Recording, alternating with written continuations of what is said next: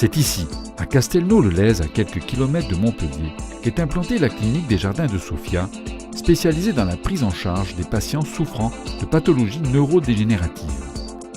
Dès 1989, le docteur Bernard Michel et son équipe expérimentent une méthode de prise en charge non médicamenteuse des patients atteints de la maladie d'Alzheimer. La conception même des Jardins de Sofia a été pensée spécialement pour répondre aux spécificités de la maladie. L'établissement s'est ouvert le 2 mai 89 et nous avons conçu un projet architectural qui justement offre aux patients, même dépendants, le maximum d'autonomie. C'est pour ça que le bâtiment est entièrement de plein pied sur 2 hectares de parc.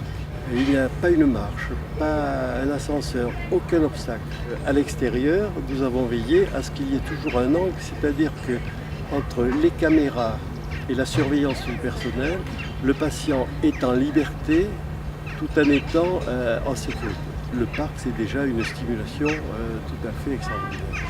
Entre les pans, les oiseaux, les ânes, la végétation, le soleil, l'ombre, tout ça, voilà, ça fait partie, les odeurs, de ce qui peut combattre justement les déficits sensoriels de la maladie d'Alzheimer.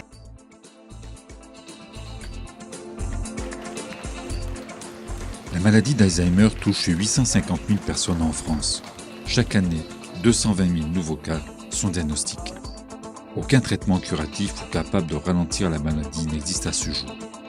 Face à la faiblesse des traitements médicamenteux, les thérapies non médicamenteuses apparaissent comme un recours dans le ralentissement du développement de la maladie.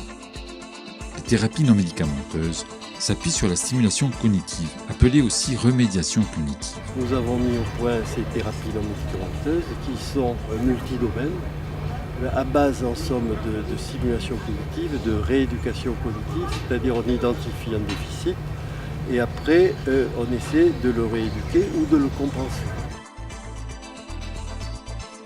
L'hôpital de jour baptisé Carpe Diem est le premier service expérimental à avoir vu le jour à Castelnau-le-Lez. Il reçoit des patients souffrant de troubles cognitifs débutants et vivant à leur domicile. Plusieurs fois par semaine, Michel quitte son domicile pour se rendre en taxi au jardin de Sofia. Elle est aussitôt prise en charge par le personnel de l'établissement.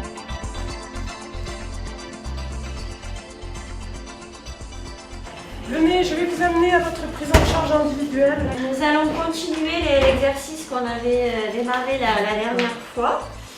Chaque patient, après une évaluation complète de ses difficultés, bénéficie d'un projet de thérapie non médicamenteuse élaboré en fonction de ses déficits spécifiques et vient en moyenne 2 jours et demi par semaine. Nous avons une méthode qui permet de prendre en charge la stimulation cognitive, la thérapie psychosociale, la stimulation sensorielle et puis les thérapies par le mouvement, puisque quand même il faut s'opposer à la survenue à la dépendance physique. On arrive à s'opposer à l'évolution de la maladie pendant assez longtemps, même si on ne la guérit pas, on s'oppose à ses effets pendant longtemps, c'est-à-dire on s'oppose à la survenue de la dépendance qui nécessitera une institutionnalisation. Il y a une centaine de patients hospitalisés chaque année, qui viennent à environ 2 fois par semaine. Ils vivent à leur domicile, ils ont leur médecin de famille, leurs enfants qui sont étudiants. Ils participent à leur vie quasi normalement. Si on multipliait le nombre d'années de vie de qualité pour ces personnes chaque année, on se demanderait pourquoi il n'y a pas partout des structures telles que la nôtre. En 2004, le docteur Michel adapte la méthode développée à l'hôpital de jour à l'unité de soins de longue durée. Le projet thérapeutique spécifique développé ici a pour but de limiter au maximum l'usage des médicaments au profit d'une prise en charge en atelier. Grâce aux connaissances expérimentales acquises à l'hôpital de jour, l'unité de soins longue durée est à même aujourd'hui d'assurer une prise en charge globale du patient, tant du point de vue démentiel que du point de vue polypathologique. On bénéficie de l'expérience des 25 ans et en même temps on réalise ce qui est voulu dans le plan Alzheimer 2008-2012, une unité d'hébergement renforcée, je pense qu'il sera exemplaire. Les résultats obtenus par la clinique des Jardins de Sofia ont fait l'objet en 2011 d'une étude approfondie. Cette étude réalisée sur un groupe de 48 personnes a démontré l'efficacité des thérapies non médicamenteuses face au développement sans cesse croissant de la maladie d'Alzheimer dans nos sociétés vieillissantes. L'intérêt pour les traitements non pharmacologiques capables de ralentir les effets de la maladie s'accroît régulièrement.